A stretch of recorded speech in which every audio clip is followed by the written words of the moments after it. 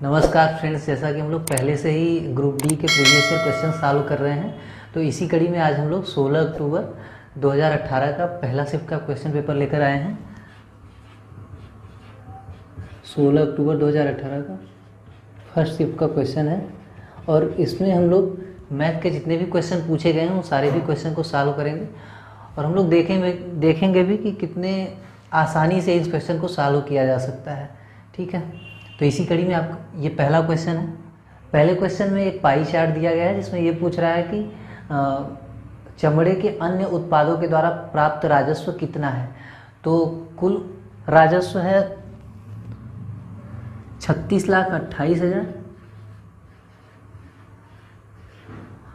और अगर आप लोग पाई चार्ट को देख रहे हैं तो इसमें साफ साफ दिया हुआ है कि चमड़े के अन्य उत्पादों का जो प्रतिशत है वो 5% है। मानिए अगर हम पूरे का 5% निकाल दें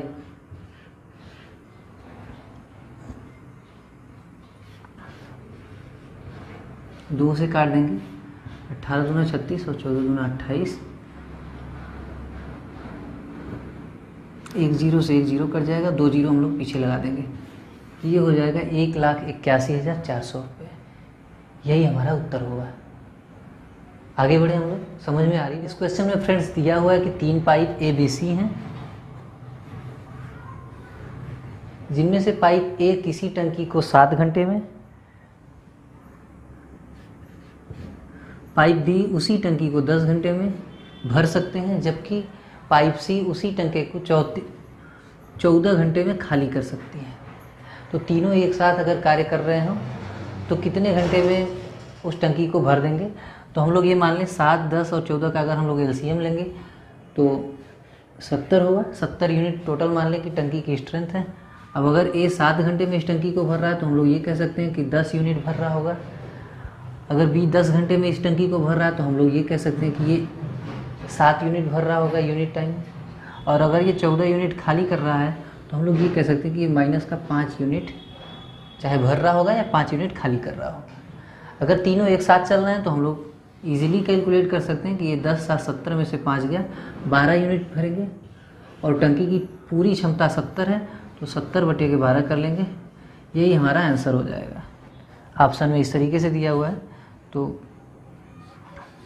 5 सही 10/12 या इसको हम लोग लिख सकते हैं 5 सही 5/6, ये हम लोगों का आंसर हो जाएगा। ठीक है, आगे बढ़ें हम लोग। इस क्वेश्चन में दिया हुआ है कि एक गांव की जनसंख्या 5% प्रति वर्ष के हिसाब से बढ़ रही है। अगर वर्तमान में जनसंख्या 1,85,220 है तो उसी गांव की जनसंख्या पिछले साल कितनी थी। तो हम ये कह सकते हैं कि मान लें अगर कि पिछले साल की जनसंख्या 100 थी तो इस साल की जनसंख्या 105 होगी और 105 का मान दिया हुआ है 1,85,220।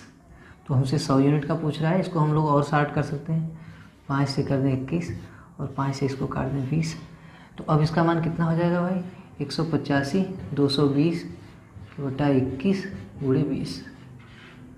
अब अगर हम लोग 21 से काटें तो 21 वाटे 168, 7 बचेगा, 17 बचेगा, 172, 21 वाटे फिर 168, 4 बचेगा, 42, 21 दूना 42, 0, 20 का गुणा करना है हम लोगों को, 88 दूना 176, 2 दूनी के 4 और एक ये 0 एक ये 0 पीछे लगा देंगे हम लोग। तो ये पिछले साल गांव की जनसंख्या हो गई। ठीक है, एक बार फिर से समझ लीजिए। हम लोगों ने ये मान लिया कि पिछले साल की जो जनसंख्या थी वो 100 यूनिट थी, तो 5% वृद्धि हो रही है, तो इस साल की जनसंख्या 105 हो जाएगी। अब 105 यूनिट का मान दिया हुआ है कि 1,85,220, तो पिछले साल का कैसे निकाल लेंगे भाई, इसको हम लोग छोटा कर ले रहे हैं, 5 से 21 और 5 से काट दिया 20 हो गया। तो 1,85,220 बटे के 21 गुणे के 20, 21 से हम लोग काटेंगे, 21 वाटे 168, 17 बचेगा, 172 हो गया, 21 वाटे फिर 168, 4 बचा 42 हो गया, ये 21 दूना 42, फिर ये 0 इधर और फिर हम लोगों ने दोबारा गुणा किया, 88 दूना 176, 2 दूनी 4, एक ये 0 एक ये 0 इधर निकाल दिया। ठीक है, आगे बढ़े हम लोग, यही आप लोगों का उत्तर होगा। इस क्वेश्चन में दिया हुआ है 144 बटे के 0.144 बराबर है ये 14.4 बटे के एक्स के। एक्स का मान पूछ रहा है, सिंपली हम लोग इससे काटेंगे तो ये 1000 हो गया और x को इधर ले जाके x 1000 को इधर ले आएंगे तो x बराबर हो जाएगा 14.4/1000। माने हम ये कह सकते हैं कि ये दशमलव इधर आ जाएगा, 2 खाने इधर और एक 0 आ जाएगा बीच में, 0.0144, ये आपका आंसर हो जाएगा x का मान। ठीक है, फिर से देख लीजिए, हमने इसको काटा, ये 10 की घात 3 बार में कट जाएगा, माने 1000 बार में कट जाएगा, फिर 1000 से इधर भाग दे देंगे तो इतने आंसर आ जाएगा। इस क्वेश्चन में दिया हुआ है कि एक कपड़ों की दुकान से किसी व्यक्ति ने 15 काली, 15 लाल और 20 नीली पोशाकें खरीदी। तो हम लोग सिंपली एक वेन आरेख बना लेते हैं, जिसमें लाल, नीला, काला लिख ले रहे हैं हम लोग। अब इसमें कह रहा है कि 15 काला, 15 लाल और 20 नीली पोशाकें। तो 15 लाल, 15 काला, 20 नीला हो गया। आगे पूछ रहा है कि 2 ने तीनों रंगों की पोशाकें खरीदें। तो अगर 2 को हम, ये तीनों में है कॉमन, यहाँ पे 2 लिखते हैं तो इन तीनों ही जगहों से 2 कम हो जाएंगे। माने हम इधर 15 में से 2 गया, इसको 13 कर लें, इसको 18 कर लें और इसको फिर से 13। आगे दिया हुआ है कि 8 इनमें से कम 2 रंगों की पोशाकें खरीदी हैं। माने अगर हम कहीं पे भी 8 लिख दें तो 6 बढ़ जाएगा, कम से कम है 2, माने अधिक से अधिक 3 भी खरीद सकते हैं, तो ये इसी में इंक्लूडेड होगा। 6 और 2 मिलकर 8 हो गया। अब 6 कम करना पड़ेगा हमको, यहाँ से भी 12 हो गया, ये हो गया 7। ठीक है, अब आगे क्वेश्चन में क्या कह रहा है कि कितने लोगों ने केवल एक एक रंग की पोशाक खरीदी। तो एक एक रंग वालों को आप देख सकते हैं कि 13 यहाँ, 12 यहाँ और 7 यहाँ है। 13, 12, 25 और 7, 32 हो जाएगा। तो ये हमारा आंसर हो जाएगा। एक बार फिर से समझ लीजिए कैसे हम लोगों ने इस वेन आरेख को बनाया हुआ है। पहले इसने कहा था कि 15 लाल, 15 काला और 20 नीला पोशाकें खरीदी गई हैं। तो हम लोगों ने यहाँ 15 लिख लिया, यहाँ भी 15 लिख लिया और यहाँ 20 लिख लिया। बाद में 2 तीनों में उभयनिष्ठ थे तो हम लोगों ने 2 लिखा, तो इस वजह से सब में से 2 कम करना पड़ा। बाद में 6 उभयनिष्ठ करना पड़ा था किन्हीं 2 के बीच में से। ये 8 थे पर 2 ऑलरेडी हम लोग ले चुके थे तो 6 लेना पड़ा था। तो यहाँ से 6 कम किया और यहाँ से 6 कम किया, तो ये ऐसा मिल गया। अच्छा, एक चीज़ पहले ही मैं क्लियर कर देना चाहता हूँ कि ये 6 आप यहाँ पे भी ले सकते थे, यहाँ पे भी ले सकते थे, कोई बाध्यता नहीं दी हुई थी। बस ये पूछ रहा था कि किन्हीं भी 2 रंगों के कपड़ों को खरीदा गया है, तो आप 6 कहीं भी लिखने के लिए स्वतंत्र थे। बस आपका तरीका सही होना चाहिए था, गणनाएं आपकी सही होनी चाहिए थी। ठीक है, समझ में आ गई बात। बाद में हमसे सवाल पूछा गया कि कितने लोगों ने एक एक रंग की पोशाकें खरीदी हैं, तो हम लोगों ने जोड़ लिया 13, 12, 25, 7, 32। अगर ये पूछता कि कितने लोगों ने तीनों रंग की पोशाकें खरीदी हैं तो हम लोग लिखते कि 2। ठीक है, इसी तरीके से सवाल अलग अलग तरीके से पूछे जा सकते थे और उसको हम इसी डायग्राम के सारे सॉल्व कर सकते थे। ठीक है, समझ में आ गई बात। आगे बढ़े हम लोग। इस क्वेश्चन में दिया हुआ है कि a + b + c का मान 16 है, ab + bc + ca का मान 78 है। तो हमसे पूछ रहा है कि a³ + b³ + c³ - 3abc का मान कितना है। अब इसका सूत्र होता है, हम लोग भी जानते हैं कि इसको हम लोग लिख सकते हैं a + b + c ब्रैकेट में a + b + c का whole square -3ab + bc + ca। अब इसका मान अगर हम लोग रख दें तो a + b + c का मान दिया हुआ है 16, यहाँ ब्रैकेट में 16 का स्क्वायर हो जाएगा, यहाँ 3 × 78 दिया हुआ है इसका मान, तो ये हम लोग रख देंगे 16। ये 16 का वर्ग हो जाता है 256 और ये हो गया 80 यहाँ 240 में से 6 घटा देंगे 234, या इसका मान हम लोग लिख सकते हैं आगे 16 × 22। ठीक है, 320 में 16 × 32 जोड़ दें 352 हो गया। ठीक है, एक बार फिर से देख लीजिए, इसका सूत्र होता है a + b + c into a+b+c का whole square minus 3ab + bc + ca, और इन दोनों का मान दिया हुआ था, हमने वैल्यू रख दिया 16 इंटू 16 का स्क्वायर माइनस 3 × 78। ठीक है, 16 का वर्ग अगर हम लोग कर दें या स्क्वायर कर लें 256, और इसका गुणा कर देंगे तो 80 - 2 है, 80 × 240 और 2 × 6 अगर घटा देंगे 234, ये घटा दिया 22, 22 में 16 का गुणा करेंगे तो 352। ठीक है, आगे बढ़े हम लोग। इस क्वेश्चन में दिया गया है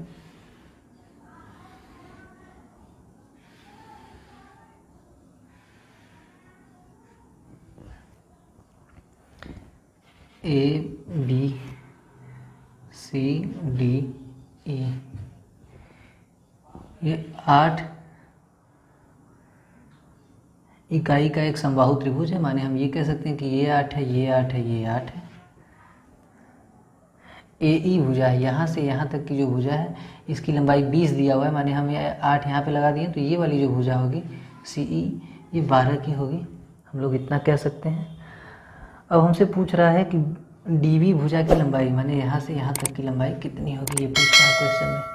तो चूंकि ये समबाहु त्रिभुज है तो ये एंगल 60 का हो जाएगा। ठीक है, अगर ये कोण 60 का होगा तो ये भी 60 का होगा, हम लोग जानते हैं। और चूंकि ये समकोण त्रिभुज है तो समकोण त्रिभुज CDE में अगर हम लोग देखें CD बटे के CE, तो ये हो गया आधार बटे के कर्ण माने cos 60। ठीक है, cos 60 का मान 1/2 होता है। CD का मान यहाँ, CE का अगर इधर गुणा कर दें, CE का मान 12 है, गुणा करने पे 6 मिल जाएगा।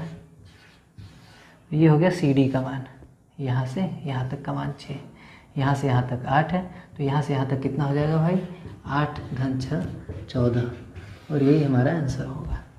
ठीक है, एक बार फिर से समझ लीजिए, चूँकि ये समबाहु त्रिभुज था तो ये कोण 60 अंश का होगा, ये भी कोण 60 अंश का होगा, ये भी कोण 60 अंश का होगा, ये 60 अंश का है तो ये भी 60 अंश का होगा। ठीक है, अब यहाँ से यहाँ तक का मान हमको पता था कि 12 इकाई है, इसके बटे इसके कर देंगे तो cos 60 अंश हो जाएगा, और यह इधर गुणा कर दिया 12 का, cos 60 अंश का मान 1/2 होता है, तो इसका मान हो गया 6, इसको 8 में जोड़ दिया तो 14 प्राप्त हो गया। ठीक है, आगे बढ़े हम लोग। इस क्वेश्चन में दिया हुआ है कि गीता विभिन्न कार्यक्रमों के लिए केक बनाती है, तो एक केक बना करके उसने किसी पार्टी में 700 रुपये में बेचा है, जबकि बनाने का खर्चा 350 रुपये आया था, तो कितने प्रतिशत का लाभ हुआ है। तो हम लोग सिंपली कैलकुलेट कर सकते हैं कि 700 इसे 350 घटा दें अगर हम लोग, और फिर 350 से भाग दे दें और 100 का गुणा कर देंगे तो यही हमारा लाभ का प्रतिशत होगा। तो ये कितना हो जाएगा भाई, ये ऊपर 350 बचेगा, ये इससे कट जाएगा 1, 100 का गुणा कर देंगे तो 100% का लाभ होगा। ठीक है, आगे बढ़े हम। इस क्वेश्चन में पूछ रहा है कि ताश की गड्डी से एक इक्का निकालने का प्रायिकता क्या होगा। तो हम लोग जानते हैं कि जो ताश के पूरे पत्ते होते हैं 52 होते हैं, और इक्कों की संख्या कितनी होती है 4 होती है, तो ये 4/52 या 1/13 हो जाएगा एक इक्का निकालने की प्रायिकता। ठीक है, फिर से देख लीजिए, ताश की गड्डी में कुल 52 पत्ते होते हैं और 4 इक्के होते हैं, तो इक्कों की संख्या बटे के कुल संख्या कर देंगे तो ये हमारी एक इक्का निकालने की प्रायिकता हो जाएगी। ठीक है, इस क्वेश्चन में 4 भिन्न दिया हुआ है, 1/8, 2/12, 3/16 और 4/20। इसमें से पूछ रहा है कि सबसे छोटी भिन्न कौन सी है, तो इसको हम फिर से लिख लें। 1/8 इसको हम लोग लिख सकते हैं 1/6, इसको हम लोग लिख सकते हैं 3 से अगर हम लोग काटें 1/5.33, और इसको हम लोग लिख सकते हैं 1/5। अब जबकि अंश सबका समान है तो नीचे जो हर है वो जितना बड़ा होगा संख्या उतनी ही छोटी होगी, तो हम देख पा रहे हैं कि ये संख्या सबसे छोटी होगी। ठीक है, फिर से समझ लीजिए, हमने ऊपर काट के सबका अंश समान कर लिया। इस दशा में जिस संख्या का हर सबसे बड़ा होगा वो संख्या उतनी ही छोटी होगी, तो इस हिसाब से हम लोग देखें तो 8 सबसे बड़ा है जो कि हर में है, तो ये सबसे छोटी संख्या हो जाएगी। ठीक है, आगे बढ़ें। इस क्वेश्चन में दिया हुआ है कि 17.3 × 17.3 ऋण 2.7 × 2.7, तो ये वर्गांतर का सवाल है, आसानी से हम लोग कर सकते हैं। 17.3 धन 2.7 × 17.3 ऋण 2.7। तो अगर हम लोग यहाँ पे कैलकुलेट करें 17 2 19 और 7 3 10 20 हो गया ये, और ये गुणा कर दें हम लोग, इसको घटा दें तो हो गया 14.6। ठीक है। अब अगर हम इसमें 2 का गुणा कर दें, 2 छक्का 12, 2 चौके 8 1 9, चूँकि 20 का गुणा है तो दशमलव खत्म हो जाएगा, 292 हमारा आंसर हो जाएगा। इस क्वेश्चन में दिया हुआ है कि जीवन और ज्योति किसी काम को 6 और 8 दिन में कर सकते हैं। उन्होंने 3200 रुपये इस काम को करने के लिए लिए थे। काम को 3 दिन में पूरा करने के लिए उन्होंने पानू की मदद ली और 3 दिन में पूरा भी कर दिया। तो पानू को कितना रुपया मिलना चाहिए, ये इस क्वेश्चन में पूछ रहा है। तो हम लोग मान लें कि ये हम लोगों ने लिख लिया जीवन, और ये हम लोगों ने लिख लिया ज्योति, और ये हम लोग पानू लिख लेते हैं। ठीक है। अब चूँकि जीवन 6 दिन में और ज्योति 8 दिन में उस काम को कर सकते हैं, पानू के बारे में कोई इसके सामर्थ्य की बात नहीं की गई है, तो हम लोग ये मान लें कि कुल काम 48 है। ठीक है। अब ये अगर 6 दिन में कर सकते हैं तो हम लोग ये कह सकते हैं कि ये 8 काम 1 दिन में कर रहे होंगे। ये 8 दिन में कर सकते हैं तो हम लोग ये कह सकते हैं कि ये 6 काम 1 दिन में कर रहे होंगे। चूँकि इस काम को 48 दिन में ख़त्म 48 काम को 3 दिन में ख़त्म करना है, तो हम लोग ये कह सकते हैं कि 1 दिन में 16 काम होना चाहिए था, जबकि ये दोनों मिला करके 14 ही काम कर रहे हैं। माने पानू 1 दिन में 2 काम कर रहा होगा। ठीक है। काम 3 दिन चला है, माने पानू ने कुल 3 दिन में कितना काम किया होगा भाई, 6 काम किया होगा। अब 48 काम करने के लिए 3200 रुपये मिले हैं, तो एक काम का दाम हो गया 3200 बटे के 48। तो पानू का कितना मिलना चाहिए, इसमें 6 का गुणा कर देंगे तो हमको प्राप्त हो जाएगा। 6 से काटे 6 8 48 और 8 से इसको काट दें, चौके 32, ये 400 हो गया। ये पानू को मिलने वाला रुपया है। ठीक है। समझ में आ रही बात? एक बार फिर से समझ लीजिए। जीवन और ज्योति इस काम को 6 और 8 दिन में कर सकते हैं, तो हमने मान लिया कि ये 48 काम है। ये 8 काम कर रहा होगा जीवन, और ज्योति 6 काम कर रही होगी। फिर पानू की मदद से इसको 3 दिन में ख़त्म करना था, तो हम ये कह सकते हैं कि 1 दिन में 16 काम होगा, तभी ये 3 दिन में 48 काम कर पाएंगे। अब ये 8 और 6 14 ही काम हो रहा है। 16 काम करने के लिए 2 काम कौन कर रहा होगा, पानू कर रहा होगा। 3 दिन में काम खत्म हुआ है, माने पानू ने कुल 2 3 6 काम किया होगा। ठीक है। तो 6 काम के लिए कितना पैसा मिलना चाहिए भाई, 3200 बटे 48 गुणे 6, 6 से इसको काट दिया 8 और 8 से इसको काट दिया 400 रुपये। इस क्वेश्चन में पूछ रहा है कि वह छोटी संख्या ज्ञात कीजिए जिसको 20,000 में से घटाने पर प्राप्त अंतर 15, 16 और 25 द्वारा विभाजित हो जाए। तो 25, 16 और 15 का हमको पहले तो एलसीएम ज्ञात करना होगा। 25, 16 और 15, 5 से अगर हम काट दें, 5 5 25, ये 16 और 5 3 15, तो 15 और 16 का अगर हम लोग गुणा कर लें और 5 का, तो ये हो गया हम लोगों का एलसीएम। माने हम लोग ये कह सकते हैं 15 गुणे 16 गुणे 5, तो ये हो गया 16 5 80, और 80 में 15 का गुणा करेंगे तो 120 पे 10 माने 1200। ठीक है। अब 20,000 में से घटाना है, तो हम लोग ये देख लें, पीछे का 2 0 छोड़ दें इधर। 12 से अगर हम कंपेयर कर लें, तो 12 से अगर हम 200 में ले जाएं तो 12 एकम 12 हो गया, और ये 80, 12 छक 72। ठीक है। माने 16 बार जाएगा। 16 बार में कितना हो जाएगा भाई, 16 धाम 160 और 16 दूना 32, तो 192, पीछे 2 0 घटा दें। 800 घटाने पे ये पूरी तरीके से इन संख्याओं से कट जाएगा। ठीक है। एक बार फिर से समझ लीजिए, 25, 16 और 15 था, तो इसका हम लोगों ने एलसीएम ज्ञात किया 1200, माने 1200 ये संख्या है जो इन तीनों संख्याओं से कट जाएगी। अब हमको ढूंढना है कि 1200 से विभाजित होने वाली 20,000 के समीपतम और इससे कम कौन सी संख्या होगी। तो हम लोगों ने पाया कि अगर हम लोग इसमें 16 का गुणा कर रहे हैं तो हम लोग पा रहे हैं कि ये 19,200 तक जा रहा है। अगर हम इसमें 1200 और ऐड कर दें तो ये 20,000 से ज़्यादा हो जाएगा, और हमको घटाने के लिए पूछ रहा है। तो हमने इतने ही बार ले गए और हम लोगों ने प्राप्त किया कि 19,200 आ रहा है। 20,000 में से घटाया तो 800 मान प्राप्त हुआ। ठीक है। माने यही वो राशि है जिसको हम घटा देंगे तो ये संख्या इन तीनों से पूर्णतः विभाजित हो जाएगी। ठीक है। समझ में आ गई बात? आगे बढ़े हम लोग। इस क्वेश्चन में दिया हुआ है कि मीनू अपने मासिक वेतन का 15% खरीदारी में, 40% घर के उपयोग में और 45% बचत में जाता है। तो पूछ रही कि यदि 1 महीने में 40,000 रुपये खर्च करती है तो उसकी वार्षिक आय क्या है। तो घरेलू कार्यों के लिए जो उसका खर्च का प्रतिशत है वो 40% है। तो हम लोग ये कह सकते हैं कि 40% का मान दिया हुआ है 40,000।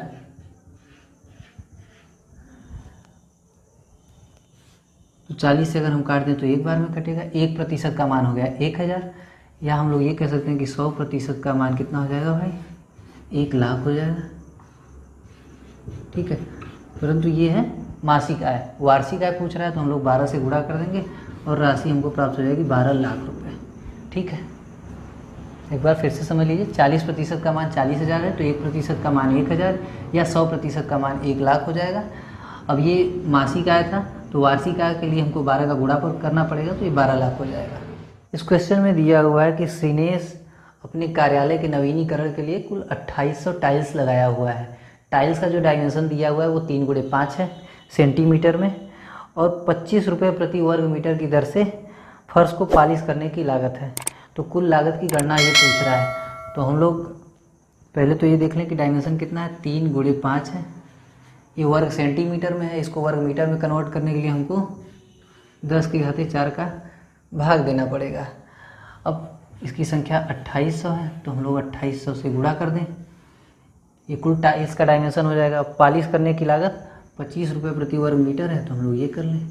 ठीक है, अब इसको अगर हम काट दें स्क्वायर बचेगा और ये 2 जीरो ख़त्म हो जाएगा। ऐसा भी हम लोग कर सकते हैं।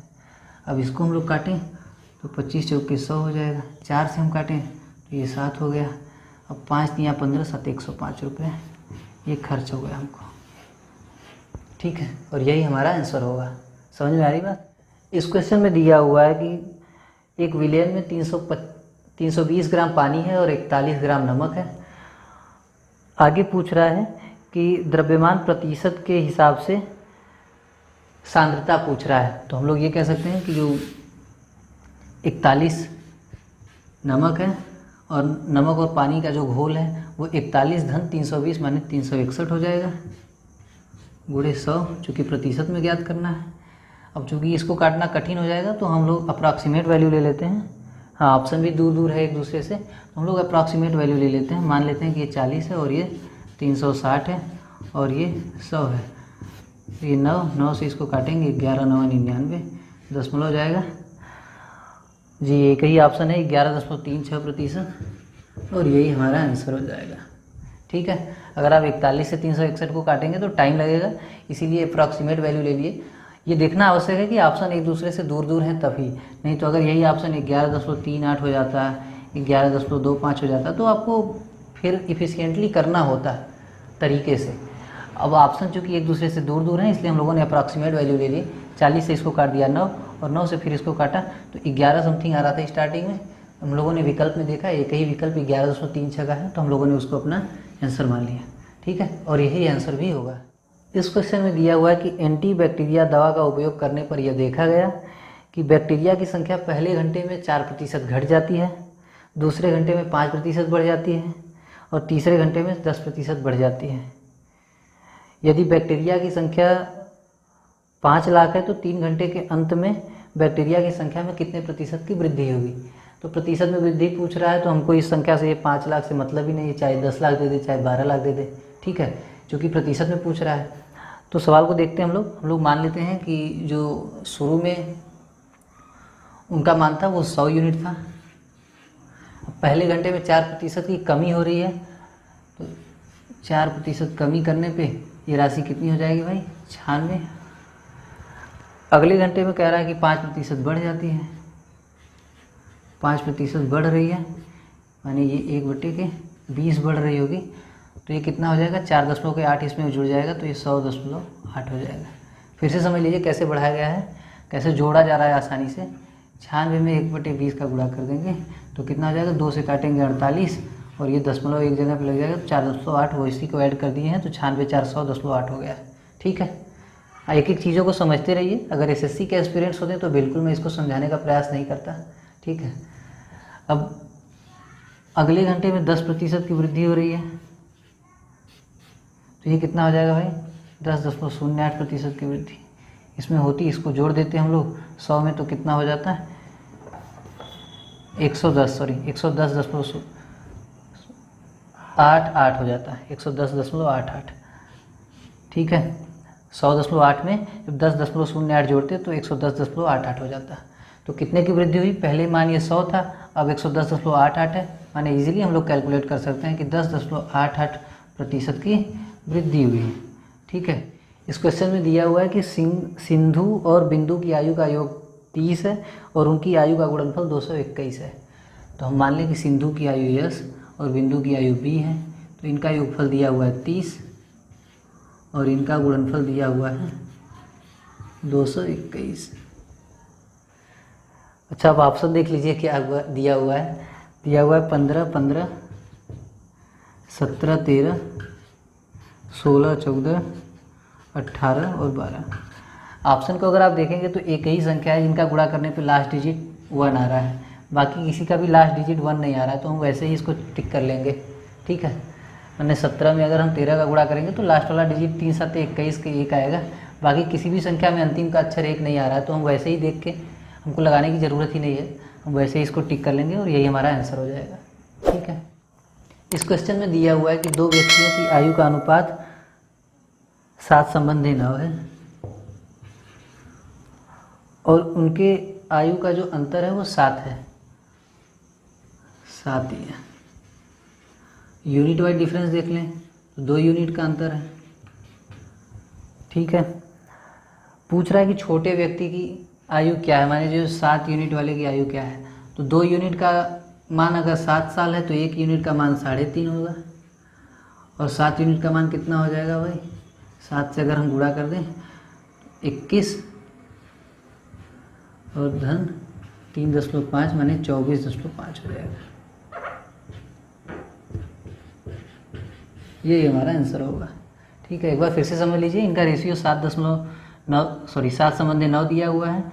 तो अगर यूनिट वाइज डिफरेंस देखेंगे तो 2 यूनिट का है और साल वाइज देखेंगे तो 7 साल का है। माने यहाँ से अगर हम तुलना करें 2 यूनिट का मान 7 है तो 1 यूनिट का मान 3.5 हो जाएगा, माने 7 यूनिट का मान 24.5 हो जाएगा। ठीक है। इस क्वेश्चन में दिया हुआ है कि एक त्रिभुज है जिसकी भुजाएं 5 सेंटीमीटर, 12 सेंटीमीटर और 13 सेंटीमीटर हैं। इनकी मध्य बिंदुओं को मिलाने से एक त्रिभुज का निर्माण किया गया है। ठीक है। इस त्रिभुज का क्षेत्रफल पूछ रहा है। तो हम लोग जानते हैं ये कितना होता है, 1/4 गुणे इस बड़े वाले त्रिभुज का क्षेत्रफल ABC रख लें अगर हम, तो अब इसको हम लोग कर सकते हैं 1/4 गुणे के 1/2। अब ये आधार गुणे ऊंचाई माने 12 5 60, 2 से ये 30, 4 से काटेंगे 4 7 28, 10.4 5 20। ये इतना हमारा आंसर हो गया। ठीक है। इस क्वेश्चन में दिया हुआ है कि x² धन 2x/5 धन 1/25 बराबर 0। हमसे पूछ क्या रहा है? x माइनस 2/3 का होल स्क्वायर का मान पूछ रहा है। ठीक है। तो इजीली हम लोग ये देख पा रहे हैं कि ये x धन 1/5 का होल स्क्वायर है बराबर 0 दिया हुआ है। तो यहाँ से हम लोग निकाल सकते हैं कि x बराबर ऋण 1/5। अब ये मान अगर हम लोग यहाँ पे रख दें तो ऋण 1/5 ऋण 2/3 का स्क्वायर निकालना होगा हमको। इजीली हम लोग कर सकते हैं। इसको एलसीएम ले लिया तो 15, 5 से भाग दिया 3 का ऊपर गुणा किया ऋण 3 से इधर भाग दिया 5 और 10 हो गया ये ऋण 13/15। इसका स्क्वायर पूछ रहा है 169/225। यही हमारा आंसर हो जाएगा। इस क्वेश्चन में दिया हुआ है कि 45 लोग 12 दिनों में 40,000 बल्ब बना सकते हैं। तो 9 दिनों में 1 लाख बल्ब बनाने के लिए कितने अतिरिक्त लोगों को काम पर लगाना होगा? तो देख लेते हैं हम लोग। 40,000 है बटे के 45 लोग 12 दिनों में हैं तो 45 गुणे 12 कर लें, बराबर कर दें हम लोग 1 लाख दिया हुआ है।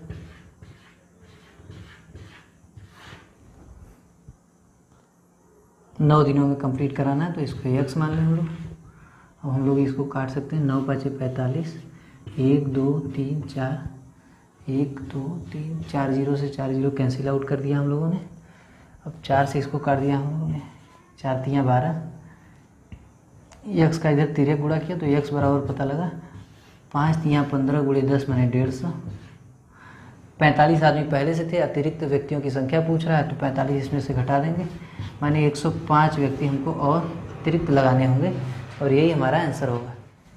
इस क्वेश्चन में दिया हुआ है कि एक षटकोण की भुजाओं को 3 गुना बढ़ाया जाता है। तो हम मान लें कि षटकोण की भुजा 1 थी, इसको बढ़ा करके 3 कर दिया गया है। पूछ रहा है कि इस प्रकार बने नए और पुराने षटकोण का क्षेत्रफलों का अनुपात ज्ञात कीजिए। तो क्षेत्रफल का अनुपात जो होता है वो भुजा के वर्ग के अनुपात में होता है। तो हम लोग वर्ग का अनुपात अगर निकाल लें तो ये 1/9 हो जाएगा, ठीक है, और यही हमारा आंसर होगा। अब एक बात ध्यान दीजिएगा, ये षटकोण के बजाय कोई भी आरेख होता, अगर ये आयत होता, अगर ये त्रिभुज होता, तब भी इसी अनुपात में ये वृद्धि होती, ठीक है। इस क्वेश्चन में दिया हुआ है कि 35 लीटर के एक मिश्रण में पानी और दूध का अनुपात 4/1 है।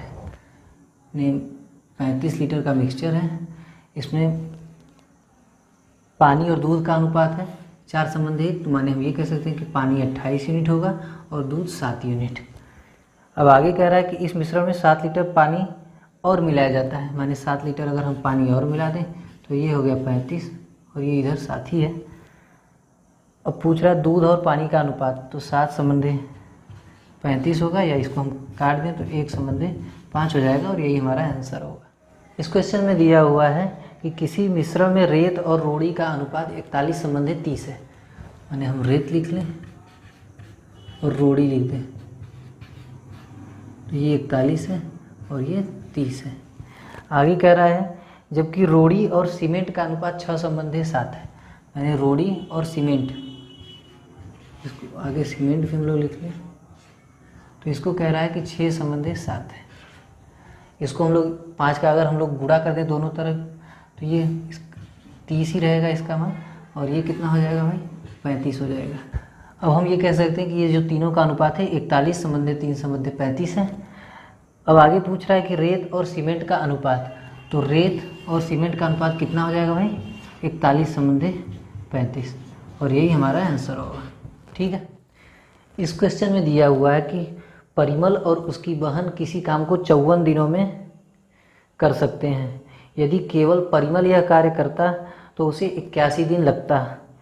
यदि दोनों ने एक साथ कार्य शुरू किया और 9 दिन पहले परिमल की बहन ने कार्य छोड़ दिया तो दोनों को उस कार्य को करने में कितना दिन लगा, ये सवाल में पूछ रहा है। तो हम ये मान लें कि 54 दिन में दोनों मिल के कर रहे हैं और परिमल अकेले 81 दिन में कर रहा है, तो 81 और 54 का जो एलसीएम होगा कितना हो जाएगा मेरे भाई 162। तो 162 हम मान लें, ये हो गया परिमल और ये उसकी सिस्टर यस मान लेते हैं हम लोग। दोनों मिलके इस काम को 3 दिन में कर रहे थे, माने अगर हम देखें अगर ये 81 यूनिट है, सॉरी परिमल 81 दिनों में कार्य कर रहा है 162 यूनिट काम को, तो एक दिन में 2 यूनिट काम कर रहा होगा। दोनों मिलकर इसको 54 दिनों में कर पा रहे हैं, माने दोनों मिलकर 3 यूनिट काम कर रहे थे। तो ये कितना हो गया भाई, उसकी सिस्टर का 1 यूनिट काम हो गया। अब अगर हम ये कहें कि इसकी सिस्टर एक दिन में 1 काम कर रही है तो 162 काम करने के लिए इसको 162 दिन लगते हैं, ठीक है। 9 दिन पहले इसने काम छोड़ दिया, अगर इस बात को हम लोग भूल जाएं, हम लोग ये माने कि इसने आखिरी दिन तक काम किया है, तो 9 काम इसको अतिरिक्त करना पड़ेगा, माने अगर हम 9 इसमें टोटल कर दें तो 171 कार्य हो गया। अब ये गणना करने की आवश्यकता ही नहीं कि कितने दिन पहले उसकी बहन ने काम छोड़ दिया है, टोटल हमने काम को बढ़ा दिया, इसके जो छोड़े हुए काम थे उसके इसमें ऐड कर दिया तो 171 कार्य टोटल हो गया।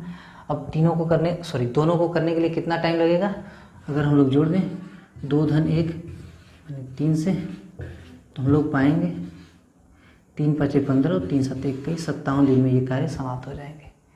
एक बार फिर से समझ लीजिए, परिमल ने 81 दिन में इस कार्य को अकेले कर सकता था, दोनों मिलकर इस कार्य को 54 दिन में कर सकते थे।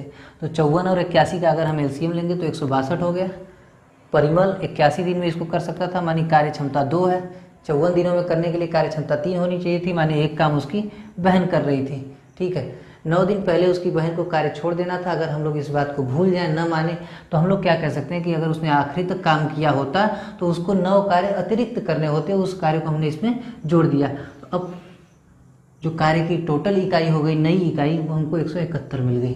ठीक है, अब चूँकि दोनों एक दिन में 3 कार्य कर रहे थे तो 3 से हमने भाग दे दिया, तो 57 दिन हमको प्राप्त हो गया और यही हमारा उत्तर होगा।